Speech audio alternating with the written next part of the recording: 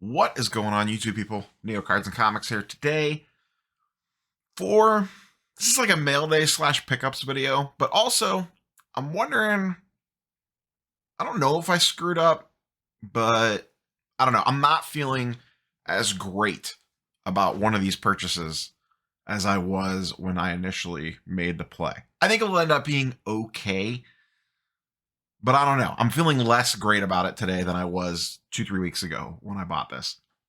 So I have not done a pickups video for a while. I do have a couple singles here to go over as well, some cards, and some of these date back from a while because once again, I haven't really been buying a ton. I've been in cash stash mode and selling stuff mode, kind of waiting for some things to potentially fall into my lap here as we close out 2022 and move into 2023. What I have been buying, and we'll talk about this first, and then we'll get into the cards to end, is wax. I've talked about it on some live streams over the last few weeks and in some other videos here and there. And if you follow me on IG, you've seen a lot of this stuff already. But I did go in let's start with Topps Update, and then we'll get into the potential mistake, and then we'll get into singles. Topps Update came out a couple weeks ago. I've talked about it a bunch on the channel, but like I said, I haven't done a formal video on the pickups. I have picked up 2 boxes, 2 jumbos. I got these for $200 a pop at my local show about a month ago. So I'm sitting on 2 of these. I do not plan on opening, especially the jumbos for sure. As of time of recording, these are going for around $240 to $260ish, just kind of depending on the day. Regular hobby boxes, I ended up getting 4 of. I bought these direct from Topps website at $90 a pop. That was after shipping, taxes, the whole 9 yards. I tried to buy them locally, but everyone was at $100 to $105, and I knew that I could get them online before they sold out on Topps' website. Same thing, I bought these both the same weekend. I got 4 of these. I'm still on the fence about opening this one.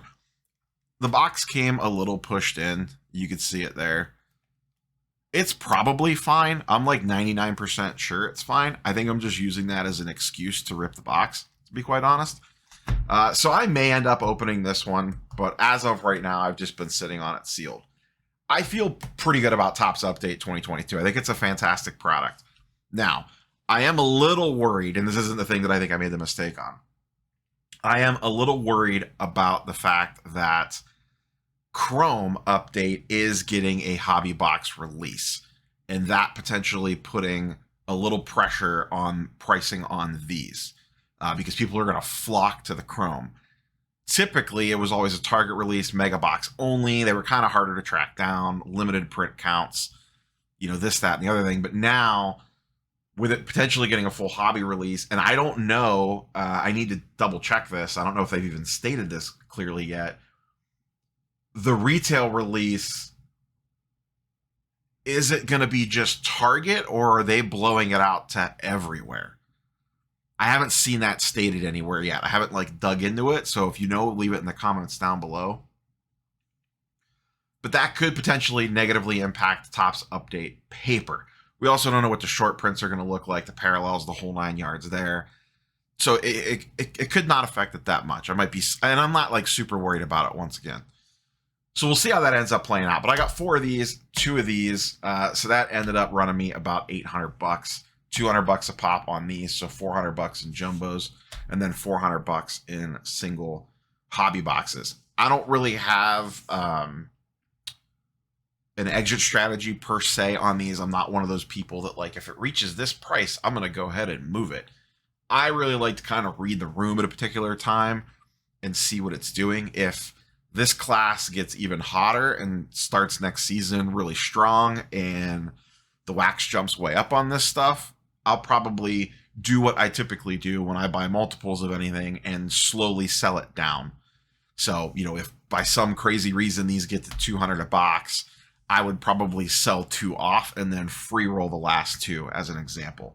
I've talked about that a ton over the years on the channel of when you buy multiples of something, it makes your selling decisions easier, especially if you truly believe in the product. An update, I do think it's pretty good, and I will look to get some of the update Chrome hobby boxes depending on what they end up getting priced at. I don't know if there's going to be autos guaranteed in those yet or not, or what the deal is going to be.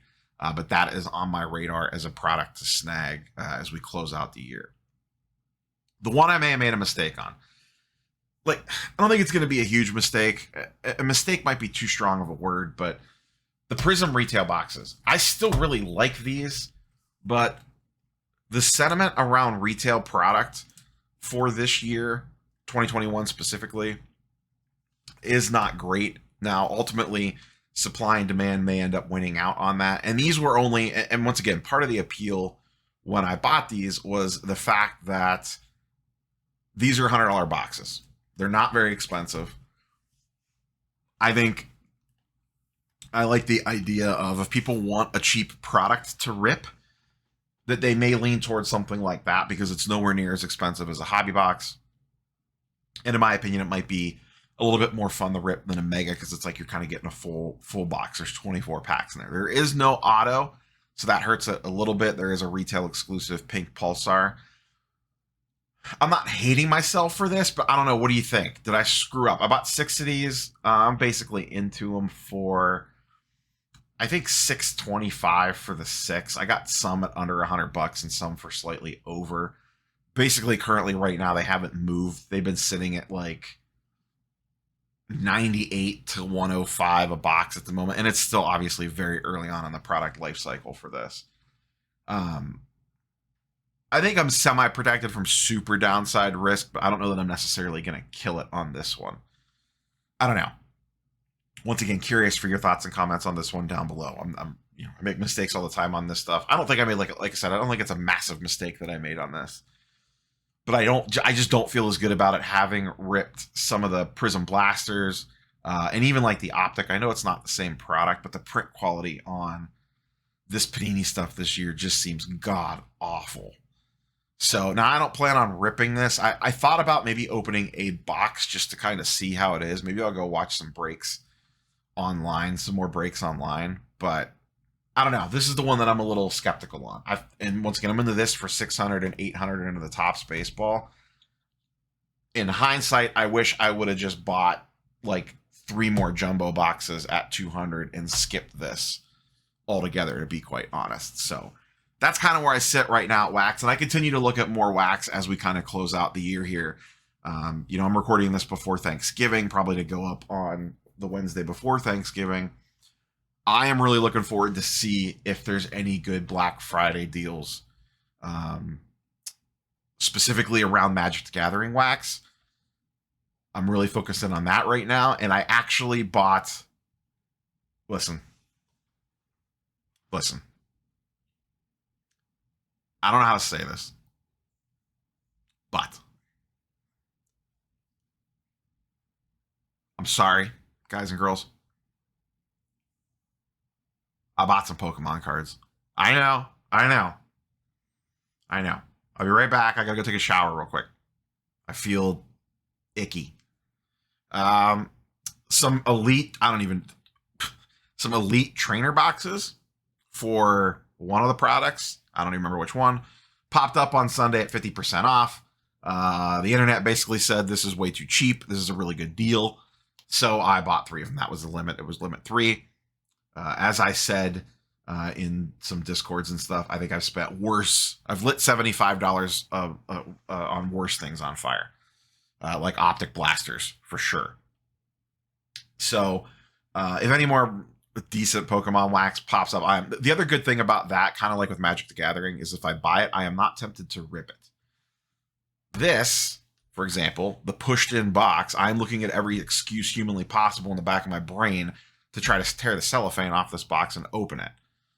With Pikachus and Charizards, I have zero temptation to open that because I give 2 craps about Pokemon. So I may look to dabble in some other Pikachu sealed wax. I don't know yet. That just kind of popped up on my radar, and it's kind of sent me down a rabbit hole a little bit, so we'll see what happens with that. It also seems like a very stable market and actually has a lot of longevity behind it, so we'll see what happens. Obviously, Pokemon's been around forever, but it's like the one thing that's performing halfway decent right now because like 8 trillion kids are into it and adults.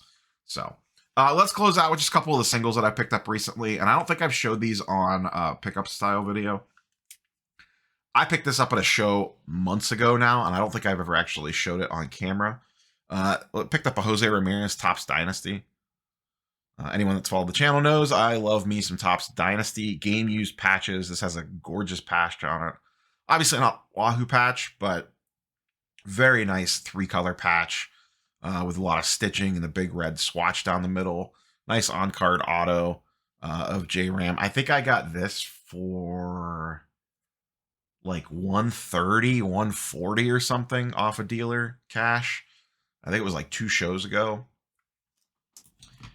Another thing that I picked up, this was an eBay purchase. Little Star Wars Stellar Signature, my favorite Star Wars set. Kind of the only one I really go after for the most part. This is Jeremy Bullock on-card auto. Jeremy has passed away for a few years now. He is the original OG Boba Fett.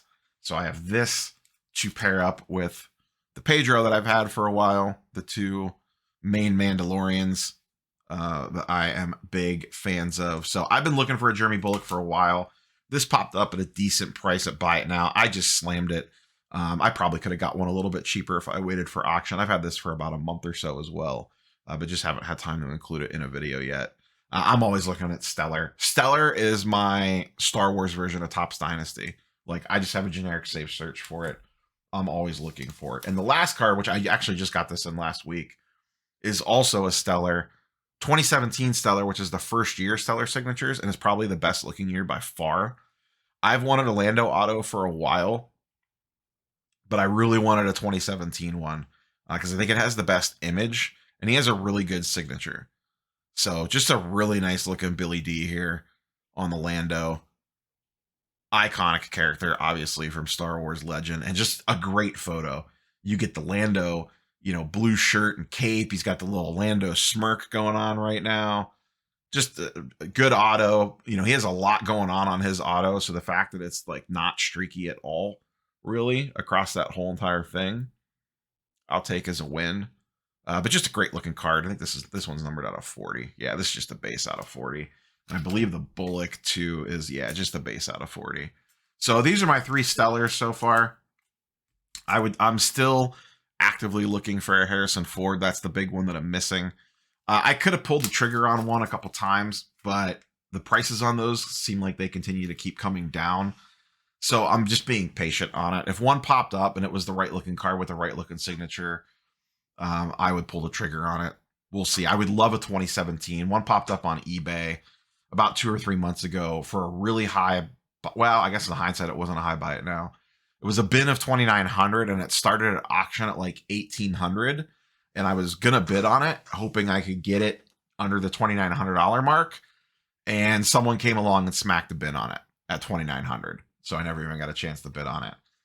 That one stung a little bit. I've had some shots at some other ones in other years, but I'm being pretty particular about the auto and the image since it's a pricier card.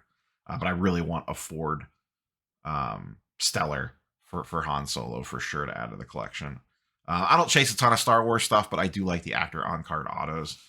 In addition to those 2, I have the Ashley Eckstein Ahsoka Tano, and I have the Lars Mikkelsen Grand Admiral Thrawn from Masterworks. I actually think CGC is grading Star Wars cards now. I think I'm going to send these to CGC. I think this would look really good in a CGC Blue Label. And I bought this already graded. I got a really good deal on it. This was like $30. I love Thrawn. He's one of my favorite Star Wars characters.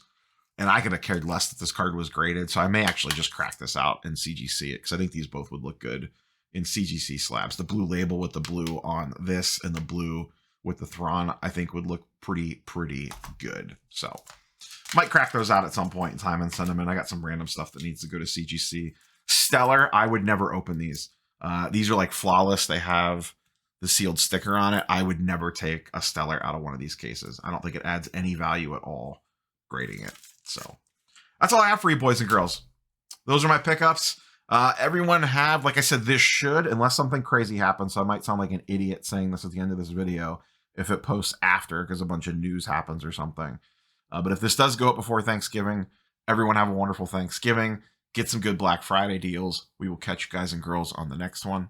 Peace.